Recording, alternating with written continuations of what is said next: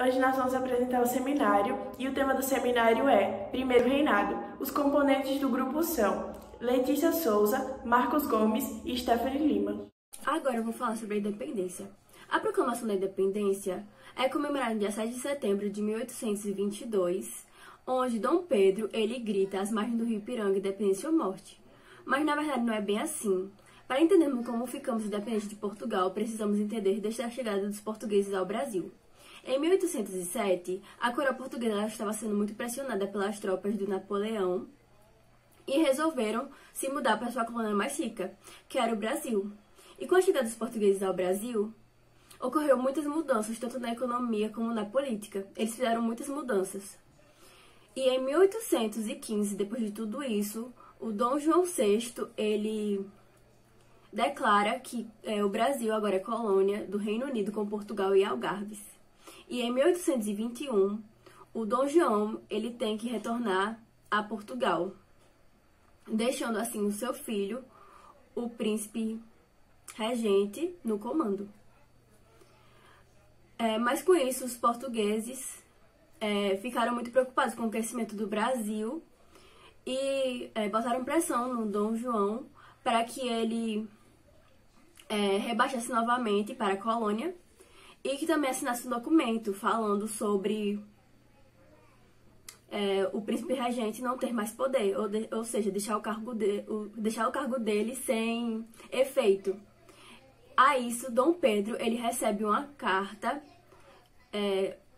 jurídica, falando para ele voltar imediatamente para Portugal, mas ele contraria essa carta e ele faz um abaixo-assinado com 8.000 assinaturas, que para a época era muita gente, e declara no dia 9 de janeiro de 1822 que ficaria no Brasil.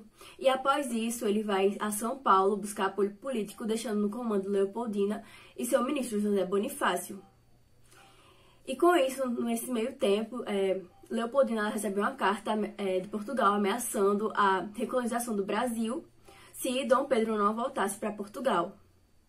Mas aí Leopoldina age rapidamente, ela escreve uma carta falando que apoia o marido e que sim apoia a separação de Portugal com o Brasil, e outra carta para Dom Pedro falando sobre isso e falando também que sobre a separação política.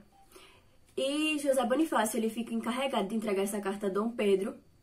Sendo assim, eles se encontram às margens do rio Ipiranga. É quando Dom Pedro lê essas cartas e grita independência ou morte. Por isso ficou conhecido como Grito do Ipiranga. Agora eu vou falar sobre a Constituição da Mandioca. O que foi essa Constituição? Bom, Dom Pedro ele foi coroado imperador do Brasil. E com isso foi reunida uma Assembleia Constituinte. É evidentemente que nesse momento Dom Pedro ele está muito próximo do Partido Brasileiro. E esse Partido Brasileiro ele vai liderar a Assembleia Constituinte, que vai redigir a primeira Constituição brasileira, que ficaria logo conhecida como Constituição da Mandioca. O que seria isso? Por que disso? Bom, essa proposta de carta constitucional, ela envolve duas principais características. Quais seriam essas características? A primeira característica é que o poder do imperador seria limitado. Como assim limitado? Bom, ele teria o seu poder executivo, porém, esse poder executivo, ele seria submetido ao poder legislativo. E esse poder legislativo, ele é feito pela Câmara de Deputados e pelo Senado. E a segunda principal característica é o afastamento dos portugueses na votação. O que seria esse afastamento? Bom, na época tinha o voto censitário. O que seria esse voto censitário? É pessoas que possuem terras e posses de terras. Essas posses fazem com que eles tenham o direito de votar. Os portugueses, na época, eles tinham muito dinheiro e eles dominavam o comércio brasileiro, mas eles não eram detentores de terras, o que fazia com que eles fossem afastados dessa votação. E foi aí que Dom Pedro ele não aceitou essa proposta de Constituição. Ele disse que a Constituição deveria ser digna da sua pessoa. E quando ele percebeu que os seus poderes seriam limitados, ele não aceitou. Ele não aceitou essa proposta de Constituição e disse que não valeria para o Brasil. Então, ele se juntou com o Conselho de Estado, formado por 10 pessoas de sua confiança, para redigir a sua própria Constituição, que futuramente ficaria conhecida como Constituição de 1824. Bom, agora eu vou falar sobre a Constituição de 1824.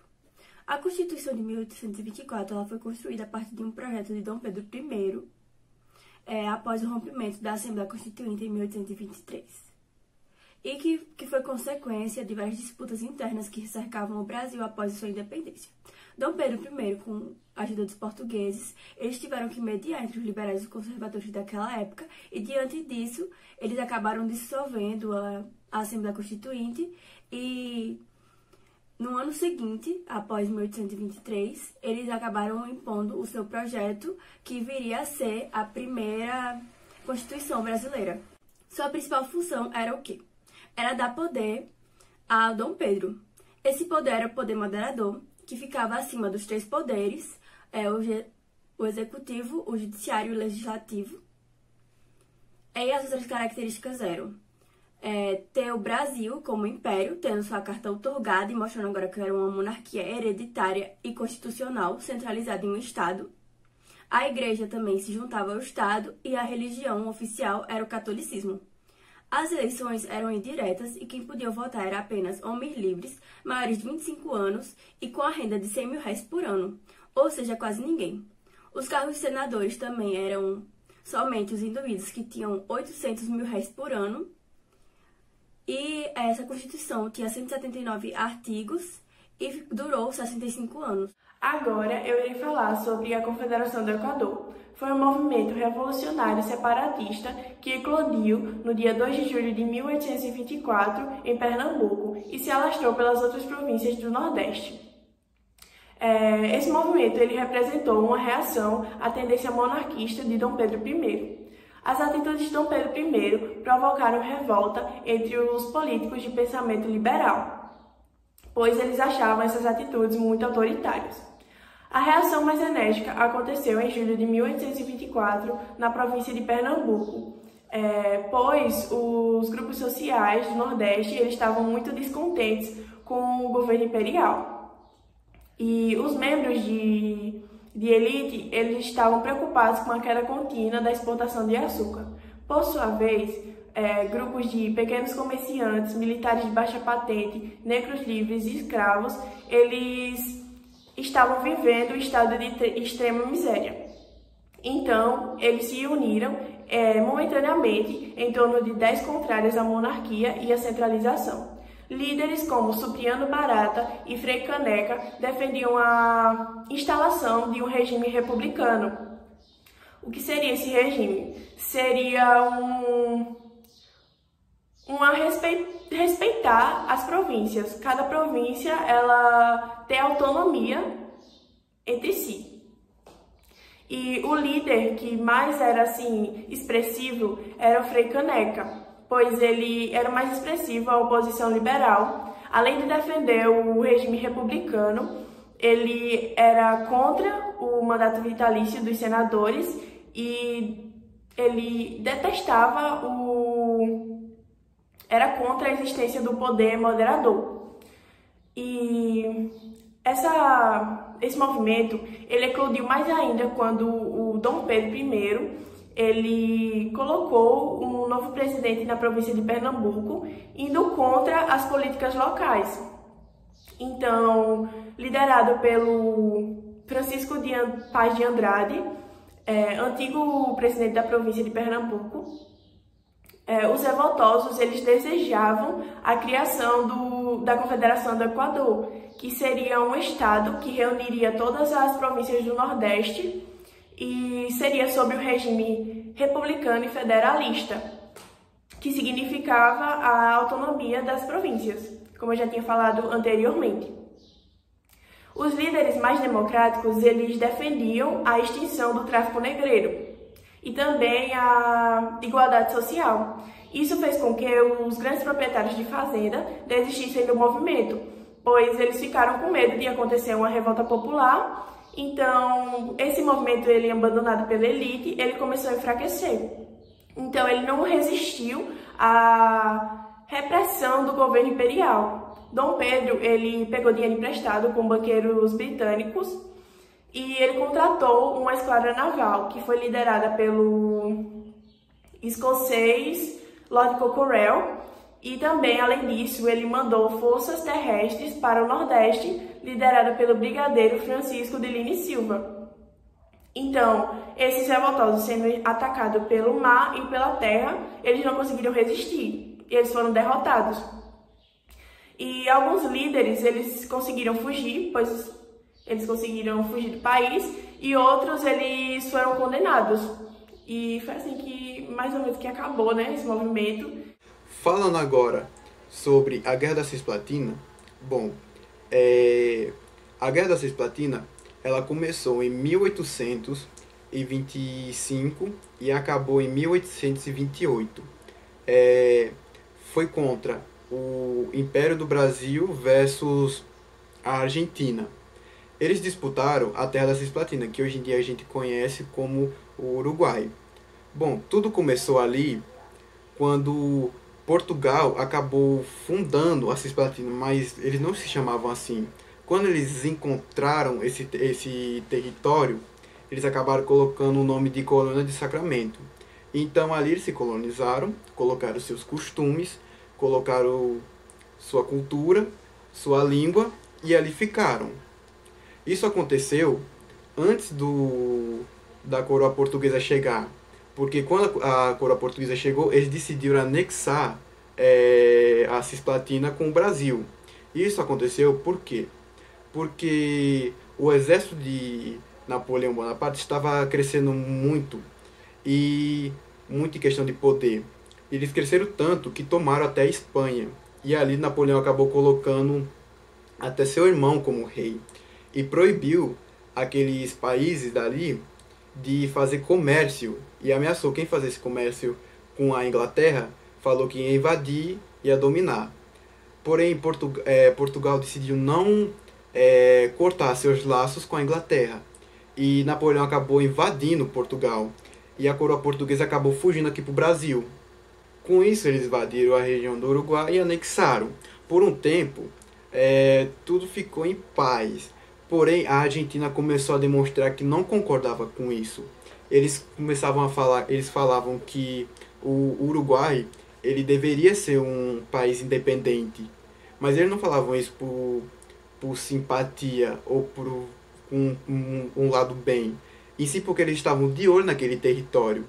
Então, a Argentina se juntou com alguns naturalistas uruguais e acabaram invadindo e tomando a metade daquele território ali que era da Cisplatina.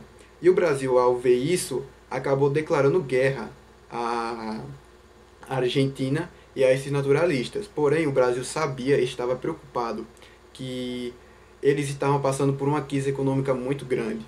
E eles sabiam muito bem que com isso, com a guerra, acabaria só piorando as coisas em questão da economia. Porém, os dois países não estavam preparados para uma guerra, pois o Brasil tinha acabado de declarar a independência. Então, os soldados portugueses que estavam lá no território do Uruguai, eles acabaram se retirando. Mas mesmo assim, aconteceu a guerra. E muitas das estratégias dos dois lados, tanto como do Brasil como da Argentina, acabaram não funcionando muito bem. Sem contar que o Brasil ainda tinha alguns problemas independentes internos, que eram algumas rebeliões contra Dom Pedro I. Sem contar que o Brasil ele ainda devia 2 milhões de libras para Portugal. Ele acabou pegando esse dinheiro da Inglaterra para pagar Portugal. E assim, ficando com mais dívidas. Mas enfim, a guerra foi muito importante para a história, porém não teve muitas batalhas. Ela foi muito importante, mas não teve muitas batalhas. E muitas dessas batalhas que ocorreram, quem acabou vencendo foi a Argentina. Então, a Inglaterra e a França, ao ver isso, eles acabaram se metendo nessa guerra, porém de uma forma mais pacífica, oferecendo um tratado, um acordo, que no acordo dizia basicamente que o Uruguai seria um país independente, E o Brasil e nem a Argentina poderia tentar invadir, não poderia invadir o território ali. E os dois países acabaram entrando num acordo e acabaram assinando esse acordo. E assim surgiu a República Continental do Uruguai. E assim acabou a guerra da Cisplatina. Logo depois desse ocorrido, se passou algum tempo e os brasileiros começaram a ficar preocupados com uma possível reaproximação entre o Brasil e Portugal. Com isso, acabou crescendo uma impopularidade monarca. E logo com isso, também aconteceu um assassinato de um jornalista que era oposicionista, chamado de Leporo Bodero. E Dom Pedro acabou se prejudicando por conta que estavam saindo conversas que ele tinha envolvimento no crime, por conta que o jornalista era imposicionista do governo. E com isso, Dom Pedro acabou indo para Minas Gerais, mas o povo mineiro acabou não gostando disso e ficaram revoltados por conta disso, e eles também estavam revoltados por conta do assassinato do jornalista. E logo isso, até mesmo a nobreza real e o exército imperial também se revoltaram e ficaram contra Dom Pedro. E Dom Pedro acabou não tendo mais saída, e em 7 de abril de 1831, ele acabou passando o trono para o seu filho, Pedro de Alcântara, com apenas 5 anos de idade. E Dom Pedro acabou voltando para Portugal. E com isso a gente acaba... E depois disso a gente acaba finalizando o seminário. Espero que a senhora tenha gostado.